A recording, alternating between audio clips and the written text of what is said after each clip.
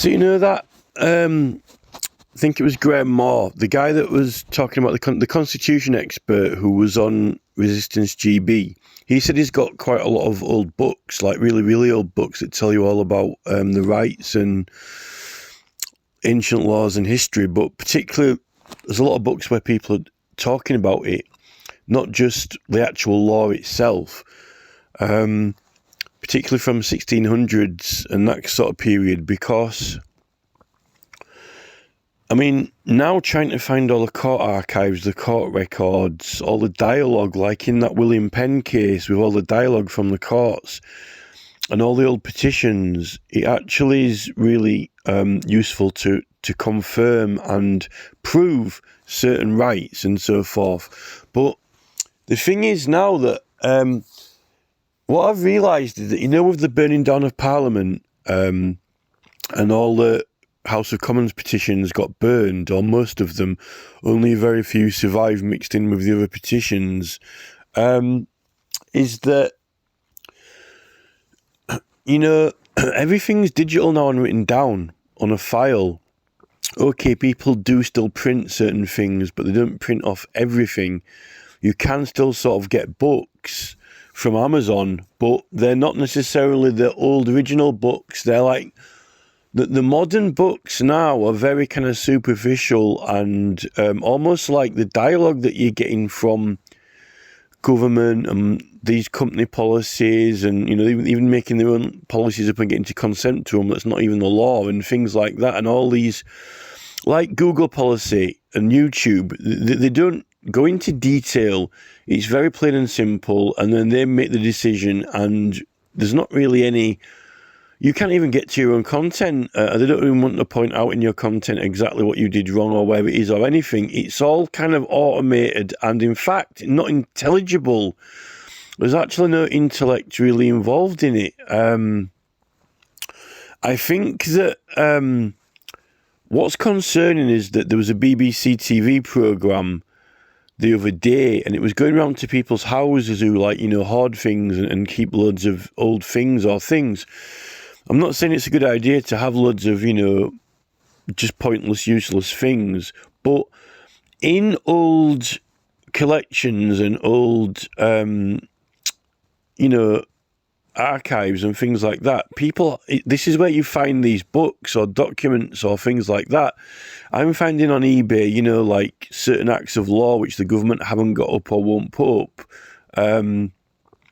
you know, aren't available. And I'm starting to think that, you know, with this whole, every time I go onto, like, my documents and files, or if I've written or sent a letter, I know that I typed it out properly, and I know that I spelled it properly, because you have to do spelling checking as you're doing it, but there's still error mistakes and things like that, and I'm like, I'm sure I did not make that mistake, or I did not spell that wrong, or I did not do this or that. I mean, there's loads of things going wrong digitally at the moment with my orders and things. I mean, even UPS is saying, UPS now, the delivery service on their main phone line, are actually admitting there's a situation on, you know, this period of a situation. They're actually admitting there's something wrong. So, you know, like all these programs like Neil Oliver and Dr. Campbell and so forth, and people like, you know, Jimmy Dore and Robert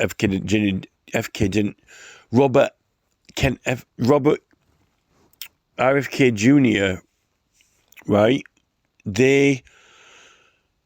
We have got an actual situation which is officially kind of confirmed, like these big corporate businesses, Bill Gates, Mark Zuckerberg, Google, Sergey Brin, all wanting to take control and lead the direction of mankind, and government's really liking it. They're liking all the tech and innovation, and they're all thumbs up in it and everything. But, you know, what happened with Parliament, all the books burning, right? A lot of evidence was lost. It's very hard to find all these books now, and then the TV are telling people to get rid of these books, sell them, or even, you know, throw their old things away. If everything becomes less and less detailed and more superficial, and if everything's going online, and, you know, the CIA have been editing Wikipedia and so forth, I've really become aware now. I know that this is kind of obvious and people have like said this. A lot of people have said this, but you know, all it takes is like, you know, that there was that that Microsoft glitch a few weeks ago where one system went wrong and quite a lot of people were affected, and some people died because, you know, hospitals and medical equipment was being run by this Microsoft programs and so forth, and it caused a lot of things like traffic jams and so forth. Just sort of systems are affected. It doesn't take much to think that the evidence suggests that Parliament stunt was a stunt, and it wasn't just an accident. You know, it was intentional. And you know, if the television, you know, these, I don't like game shows and TV programs. I know some of them claim that they're telling the truth and fact, all this fact checking, and you know, they're having MPs on and they've got quiz shows and they're claiming it's all correct and factual, but we know that a lot of them aren't reporting the truth and a lot of them are lying about important things. And then they've got Assange on as example to try and deter a lot of the media are controlled and owned by a lot of these entities anyway, right? The thing is that it's starting to look now like if all the information is on disk, is on digital file, it can be easily and quickly just rewritten by one command remotely, or just erased, or if the disk drives just fail. So you've actually lost all that information. And if like in the Fire of Parliament, all the books burn, like all these books that Graham Moore's got, you know, just you didn't have them, you just wouldn't have the knowledge. Now I noticed that Camilla Harris is pushing all this, you know, what has been and what can be. She's really pushing this, forget the past, leave all the past behind and let's move on to the future. But the past is all our rights and what protects us and so forth, right? So this big corporate sort of Democrat Party, you know, Biden, Camilla Harris and so forth, are really pushing this. Really, you know, leave all those old books behind, leave all the past, move on to Google policy, consent to accept our policies. We don't even need laws. You know, this is what's going to be. Google will tell you when you're wrong or not. You don't need a jury, and you don't even need to even access to your things so you can look at what you did wrong or even argue it, because we're not even here to argue. We're here to tell you did wrong and you'll be punished, you know. I really think they're trying to erase history, and it's someone like Bill Gates, because really I've realised that the Fire of Parliament isn't that like the synonym or the analogy of Bill Gates, because you know as they left Parliament through the doorway, the gateway, all of the petitions, the bills burned, and it was all lost in history, you know. And it's very hard now to prove it. Well, it's, to be honest, I don't think that it's that hard to prove, but, you know, the Judicial Conduct Investigation Office sure aren't making the magistrates' courts set everyone's convictions aside, that's for sure, you know. It's obvious that some people are covered by protections and privileges and have been, you know, convicted unlawfully. I don't see the Judicial Conduct Office doing anything about it, and it's been 5-6 years for me since I challenged it in court. I had an actual opportunity to challenge it, and I could have researched a lot quicker, but a lot of that information and research was only available about 4 or 5 years ago anyway. In fact, they did the research during the pandemic, and that's actually helped quite a lot, saved time for other people to research, but still, you've got to put time into it anyway. You know, I really think these people want to erase history and kind of leave it all behind. And this new culture is kind of like the corporate entities will decide what the rules are and whether you've broke them, and they will be your judges, you know. I really don't like that model. Camilla Harris really is pushing that, you know, what has been and what can be. But the thing is, she's going on about, what can be, as if they don't have it yet. And this is how local councils are doing. Like our local council, right? He's never been happy with the town centre. You know, all of our history has been torn out and ripped apart. Lots of beautiful buildings. They're still not happy with it. They still want to demolish it, you know, what's been and what can be, and totally rebuild it. And they're still not happy with it. And this is almost like this Camilla Harris kind of like thing. They got all these buildings that they wanted, the brand new university, the brand new shopping mall, the brand new media centre for the MP and so forth. And they're still wanting to redo it all. When you look at the Democrats' convention that they had, the DMC convention, how can Camilla Harris say, what has been in past, but what can be, when they've got more than any individual human being on this planet could ever possibly imagine.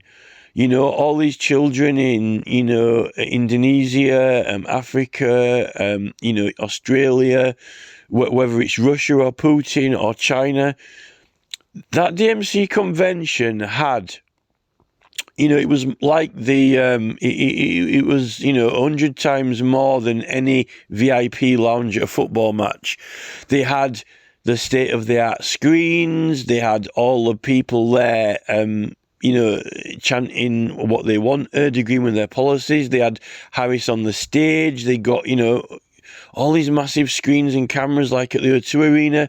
They had it all orchestrated around. I mean, in all modern terms, the Colosseum was something spectacular back in the day in Rome. The Colosseum with everyone gathered round and the Roman emperor there with his thumbs up and thumbs down.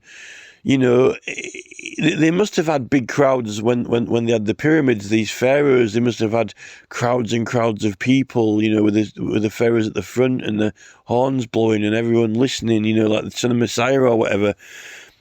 But Camilla Harris really, I think, has outdone herself. I mean, there's nothing that these people don't have. I mean, look at all the clothes that, Starmer was getting donated and all these other things. And then, all this sponsorship, even though they're meant to be serving the people in government, they're not meant to be sponsored by private companies for their work or job. The government's supposed to provide it,